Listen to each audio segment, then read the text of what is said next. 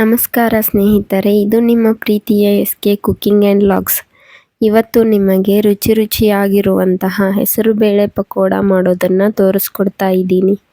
ಇದಕ್ಕೆ ನಾನಿಲ್ಲಿ ಯಾವುದೇ ಸೋಡಾ ಆಗಲಿ ಅಕ್ಕಿ ಹಿಟ್ಟಾಗಲಿ ಕಡಲೆ ಹಿಟ್ಟನ್ನು ಸೇರಿಸ್ಕೊಳ್ದೇನೆ ತುಂಬ ಗರಿಗರಿಯಾಗಿರುವಂತಹ ಹಾಗೆ ಅಷ್ಟೇ ಟೇಸ್ಟಿಯಾಗಿರುವಂತಹ ಹೆಸರುಬೇಳೆ ಪಕೋಡ ಯಾವ ರೀತಿ ಮಾಡೋದು ಅಂತ ತೋರಿಸ್ಕೊಡ್ತಾ ಇದ್ದೀನಿ. ಇಲ್ಲಿ ನಾನು ಹೆಸರುಬೇಳೆ ಪಕೋಡ ಮಾಡೋದಕ್ಕೆ 1 ಕಪ್ ಆಗುವಷ್ಟು ಹೆಸರುಬೇಳೆ ಹಾಗೆ 3 ಸ್ಪೂನ್ ಆಗುವಷ್ಟು ಕಡಲೆಬೇಳೆನ 2 ರಿಂದ 3 ಗಂಟೆ ನೆನೆಸಿ ತಗೊಂಡಿದ್ದೀನಿ. ಬೇಳೆ ನೋಡಿ ಚೆನ್ನಾಗಿ ನೆಂದಿದೆ. ಇದನ್ನು ನಾನು ನೀರು ಬಸಿದ್ಬಿಟ್ಟು ತಗೊಂಡಿದ್ದೀನಿ. ಇದರಲ್ಲಿ 2 ಸ್ಪೂನ್ ಆಗುವಷ್ಟು ಹೆಸರುಬೇಳೆನ ಒಂದು ಸಣ್ಣ ಬೌಲ್ಗೆ ತೆಗೆದಿಟ್ಕೊಳ್ತಾ ಇದ್ದೀನಿ. ಇದನ್ನು ಆಮೇಲೆ ರುಬ್ಬಿರುವಂತಹ ಹೆಸರುಬೇಳೆಗೆ ಸೇರಿಸ್ಕೋಬೇಕು. ಕಡಲೆಬೇಳೆ ಕೂಡ ತುಂಬ ಚೆನ್ನಾಗಿ ನೆಂದಿದೆ. ಇವಾಗ ಮಿಕ್ಸಿ ಜಾರ್ಗೆ ನೆನೆಸಿಟ್ಕೊಂಡಿರುವಂತಹ ಹೆಸರುಬೇಳೆನ ಸೇರಿಸ್ಕೊಳ್ತಾ ಇದ್ದೀನಿ. ಇದನ್ನು ರುಬ್ಬೋವಾಗ ನೀರನ್ನು ಸೇರಿಸ್ಕೋಬೇಡಿ, ಯಾಕಂದರೆ ನಾವು ಇದಕ್ಕೆ ಬೈಂಡಿಂಗ್ಗೋಸ್ಕರ ಯಾವುದೇ ಅಕ್ಕಿ ಹಿಟ್ಟಾಗಲಿ ಕಡಲೆ ಹಿಟ್ಟಾಗಲಿ ಸೇರಿಸ್ಕೊಳ್ತಾ ಇಲ್ಲ. ಅದಕ್ಕೋಸ್ಕರ ನಾನಿದಕ್ಕೆ ಕಟ್ ಮಾಡ್ಕೊಂಡಿರುವಂತಹ ಹಸಿರು ಮೆಣಸಿನ್ಕಾಯಿಯನ್ನು ಸೇರಿಸ್ಕೊತಾ ಇದ್ದೀನಿ. ಸಣ್ಣ ಶುಂಠಿ ಹಾಗೂ 4 ಎಸಳು ಆಗುವಷ್ಟು ಬೆಳ್ಳುಳ್ಳಿಯನ್ನು ಕೂಡ ಸೇರಿಸ್ಕೊಂಡು ನೆನೆಸಿಟ್ಕೊಂಡಿರುವಂತಹ ಕಡಲೆಬೇಳೆಯನ್ನು ಕೂಡ ಸೇರಿಸ್ಕೊಂಡು ಅದನ್ನು ತರಿಯಾಗಿ ರುಬ್ಕೋಬೇಕು. ನೋಡಿ ಇಲ್ಲಿ ನಾನಿಲ್ಲಿ ತೋರಿಸ್ತಾ ಇದ್ದೀನಿ. ಇಷ್ಟು ತರಿಯಾಗಿ ಇರಬೇಕು. ಈ ರೀತಿ ರುಬ್ಕೊಳ್ಳಿ.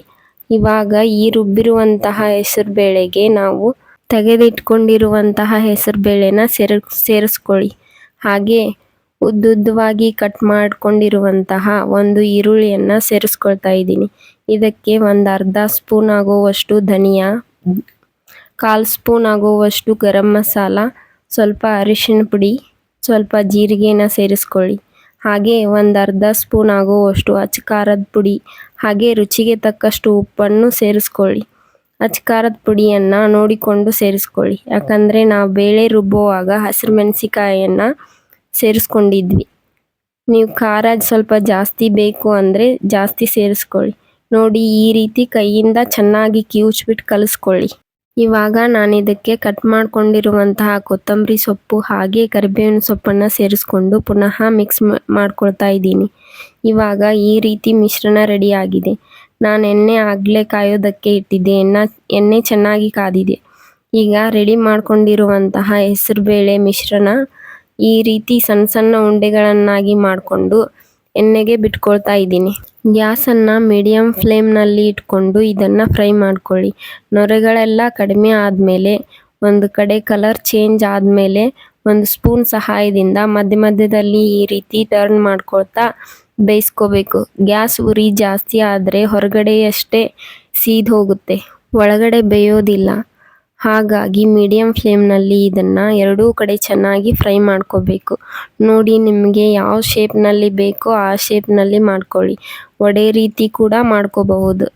ಇದಕ್ಕೆ ಯಾವುದೇ ರೀತಿ ಅಕ್ಕಿ ಹಿಟ್ಟು ಕಡಲೆ ಹಿಟ್ಟು ಹಾಗೆ ಸೋಡಾನು ಕೂಡ ಸೇರಿಸ್ಕೊಳ್ದೆ ತುಂಬ ರುಚಿಯಾಗಿ ಹಾಗೆ ಗರಿಯಾಗಿ ಮಾಡೋದು ಹೇಗೆ ಅಂತ ತೋರಿಸ್ಕೊಟ್ಟಿದ್ದೀನಿ. ನೀವು ಇದನ್ನು ಮನೆಯಲ್ಲಿ ಟ್ರೈ ಮಾಡಿ. ಆವಾಗ ನಿಮಗೆ ಗೊತ್ತಾಗುತ್ತೆ ಎಷ್ಟು ಚೆನ್ನಾಗಿ ಬರುತ್ತೆ ಅಂತ. ಇದನ್ನು ನಾನು ಒಂದು ಸರ್ವಿಂಗ್ ಪ್ಲೇಟ್ಗೆ ಸರ್ವ್ ಮಾಡ್ಕೊಳ್ತಾ ಇದ್ದೀನಿ.